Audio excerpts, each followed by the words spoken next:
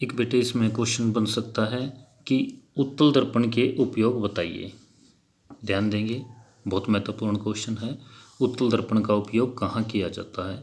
उत्तल दर्पण का उपयोग गाड़ियों के साइड मिरर में, साइड वाला जो दर्पण होता है उसके रूप में किया जा सकता है। पीछे वाला दृश्य देखने के लिए साइड पार्श्व दर्पण के रूप में उत्तल दर्पण का उपयोग किया जाता है। पार्श्व माने होता है साइड, यानी गाड़ियों के साइड मिरर के रूप में। क्योंकि हम जानते हैं कि उत्तल दर्पण में सदैव सीधा दिखाई देता है और छोटा दिखाई देता है। अगर आप गाड़ी चलाने लग रहे हो तो आप चाहोगे ना कि जो आपकी गाड़ी के पीछे ट्रक है, बस है, वो आपको सीधी दिखाई दे।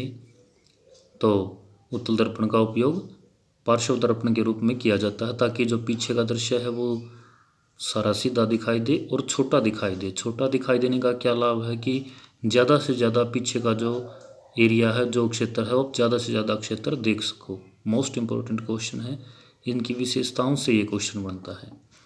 नेक्स्ट क्वेश्चन आता है बिल्कुल इससे मिलता जुलता कि उत्तल दर्पण का उपयोग गाड़ियों के पार्श्व दर्पण के रूप में क्यों किया जाता है। इसके 2 पॉइंट हैं, दोनों आपको बताने होंगे कि उत्तल दर्पण में हमेशा सदैव सीधा दिखाई देता है और छोटा दिखाई देता है प्रतिबिंब, इसलिए उत्तल दर्पण का उपयोग पार्श्व दर्पण के रूप में किया जाता है।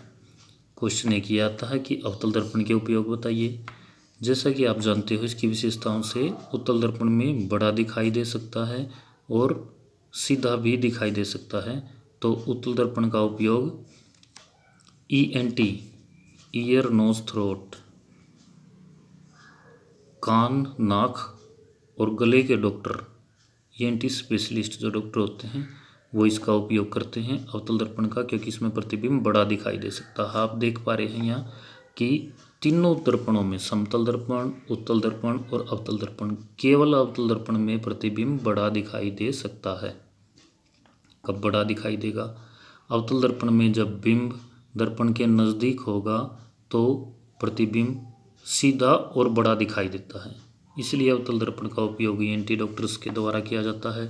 दंत चिकित्सक, दो दांतों के डॉक्टर होते हैं, उनके द्वारा अवतल दर्पण का उपयोग किया जाता है।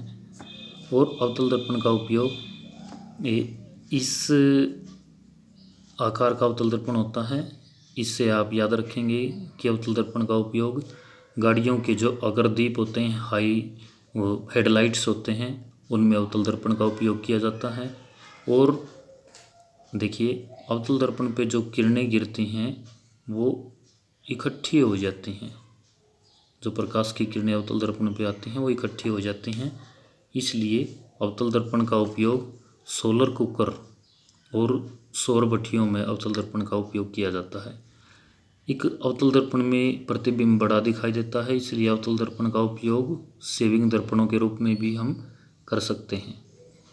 ये इसके मुख्य मुख्य क्वेश्चन थे जो बेहद आसान और बहुत महत्वपूर्ण है। मुझे उम्मीद है आप लोग बिल्कुल अच्छी तरह से इन क्वेश्चन को याद करेंगे। और अब आपके पास टाइम भी बहुत अच्छा है, बहुत अच्छा मौका है। आपकी छुट्टियां हो रखी हैं और आप विज्ञान की अच्छी तरह से तैयारी कर सकते हैं। धन्यवाद।